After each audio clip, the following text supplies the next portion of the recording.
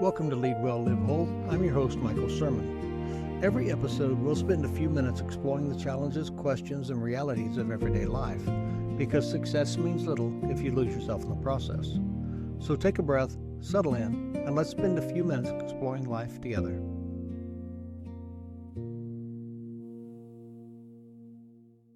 Every morning, most of us spend a few minutes standing in front of a mirror. We notice the gray hair that wasn't there a year ago, the wrinkles that seem a little deeper, maybe a few extra pounds we'd rather not acknowledge. Maybe we wonder why we still look so tired. But the most important thing we see in the mirror isn't physical. It's a story. It's a story that quietly whispers, I'm not enough. I'm too old. I'm always behind. I'll never change. I'm just average. I failed way too many times. Or if people really knew me, they wouldn't think much of me. But here's what's interesting. The mirror never said any of those things. The reflection didn't create those beliefs. You brought that story with you. And if you never question the story, you'll spend your life trying to prove or disprove something that was never true in the first place. Welcome back to Lead Well, Live Whole. I'm Michael Sirmon. Every week we explore practical ideas to help you think clearly, lead confidently, develop others, and live whole. Today I want to talk about one of the most overlooked leadership issues of all. Not strategy, not communication, not decision making, but identity. Because every decision we make flows from the person that we believe ourselves to be. Here's where clarity begins, right? One of the things I often say is clarity isn't seeing more, it's seeing accurately. We spend so much of our lives asking God for clarity about our future, right? Which job should I take? Should I start a new business? Should I move? Should I stay? Should I have the conversation? And these are all important questions. But maybe the greatest area we lack clarity isn't our future, but it's ourselves. Because if we can't see ourselves accurately, we'll never see the opportunities accurately either, right? We will always underestimate what we're capable of, or we'll overestimate our failures. We'll confuse mistakes with identity, and eventually we begin making decisions that reinforce a story that we were never meant to believe, right? There are some stories that we do inherit, right? Because none of us started believing that, we didn't start life believing that we weren't enough. We learned it from somewhere. Sometimes from words that were spoken over us, sometimes from words that were never spoken. Maybe we grew up trying to earn someone's approval, or, maybe you were compared to a sibling.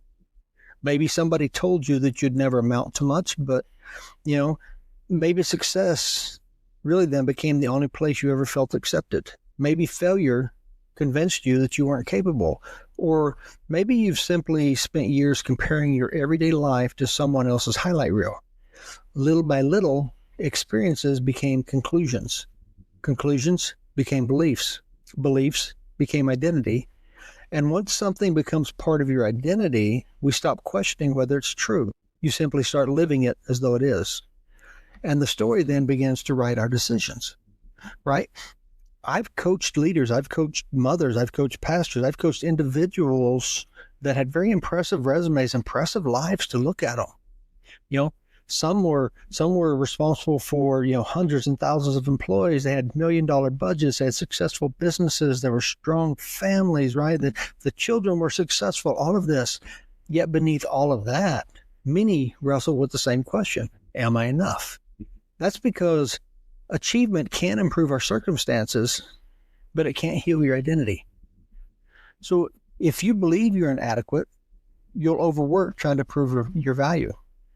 And if you believe that your worth depends on being needed, you'll struggle to delegate. If you believe mistakes define you, you'll avoid taking healthy risks.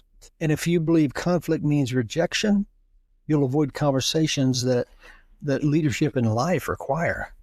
And what then looks like a leadership or integrity or commitment problem is really an identity problem, right?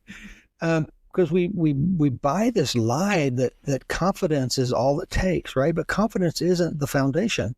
Our culture tells us to become more confident. You have every guru in the world out there that gives you can do this, step up, right? And we all raise our voices together and chant. We are more than enough, or we are overcomers, or whatever it may be. But confidence is not the foundation. Identity is, because confidence comes and goes. Some days you feel strong, some days you don't. But identity is deeper. Confidence asks, can I do this? Identity says, regardless of the outcome, I know who I am. And that's the kind of confidence that isn't built on performance. It isn't built on affirmations. It isn't built on air. It's built on truth. But what is true? Right? It's an age-old question that we've all struggled to answer. And when it comes to identity, I believe that as a follower of Christ, that I don't believe we're called to invent our identity. We're called to discover it. Right? The Bible reminds us that we are created in the image of God, that we are fearfully and wonderfully made, that we were loved before we ever accomplished anything, that our value isn't established by our success, and that means it won't be diminished by our failure, that our value was settled at the cross. Now, that doesn't mean we ignore our weaknesses, but it means that our weaknesses don't become or don't get the final word. God doesn't see us through the lens of our worst day or even the lens of our best day. So why should we? Right? If the story is guiding everything about our lives, then why not simply change the story, right? I know saying that's easier than doing it sometimes, but we do have to ask ourselves how we move forward, right? You know me, I love 3 questions. So I would start by 3 questions. What story do I keep telling myself? Where did this story come from? And my favorite question, is this story actually true, right? Not is it familiar, not is it comfortable, is it true? And not a story that's been repeated so often that it feels true, but is it actually true? Because clarity begins when we stop confusing old wounds with present reality.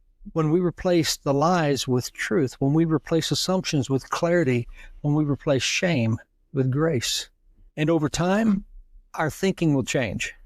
Our decisions will change. How we lead ourselves, how we live our lives changes.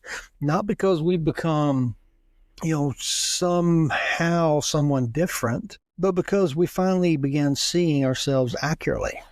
So the next time you stand in front of a mirror, don't ask, what do I look like? Ask, what story am I believing? Because your reflection doesn't determine your future, but your story you believe does. And here's the good news. You don't need a different mirror. You need a truer story. You need a story rooted in truth instead of fear, one grounded in grace instead of performance, one that reminds you your value isn't something that you earn, but it's something you've already been given. Gideon is one of my favorite stories in the entire Bible. And if you've listened to this podcast for long, you will have heard it repeatedly. Gideon hiding behind the barn, hiding from the Midianites who were coming to steal all the food, was cowering in fear. And the angel appeared and said, "Hail, mighty man of valor." Gideon says, "Hey, I'm the least of the sons of my father's house, who is the least of the, who is the least of the children of Israel." But God saw him for who he was, not for who Gideon thought he was. So if that's true, then that means that our identity, our story, our value, it's something we've already been given when we were fearfully and wonderfully made. And then when we begin to see ourselves truthfully, then we will begin to think more clearly. We'll begin to lead and live more confidently. We'll be able to develop ourselves and others much more intentionally, and we'll be able to live more wholly. It's worth the risk. It's worth daring to believe that your story is more than what you currently believe, that your story is determining your thoughts and your decisions and is hindering or limiting.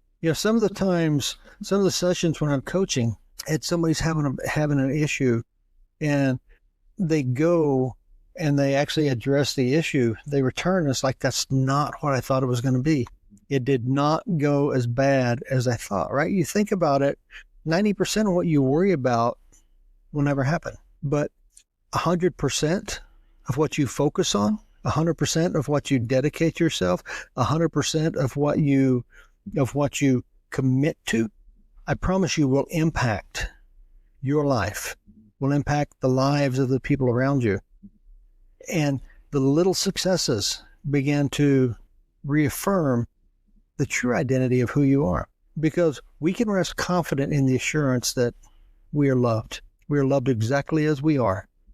And as we see that and believe it, and we begin to remove the fear, remove the deception, remove the this falsehood that set expectations, then we can truly start living up to our full potential. So with that, I'd like to thank you for joining me for another episode of Lead Well, Live Whole. And if today's conversation encouraged you, I'd be grateful if you would like, follow, subscribe, and share the podcast with someone who may need to hear it. Every share helps us reach another leader, spouse, parent, friend, or neighbor who may be carrying a story that no longer deserves to define them.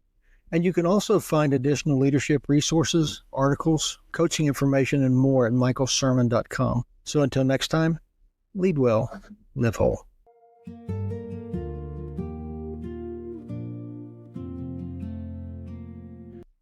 If today's conversation raised a question you've been wrestling with, I'd love to help. I offer one-on-one coaching for individuals navigating pressure, transition, and important decisions. You can learn more at michaelsirmon.com.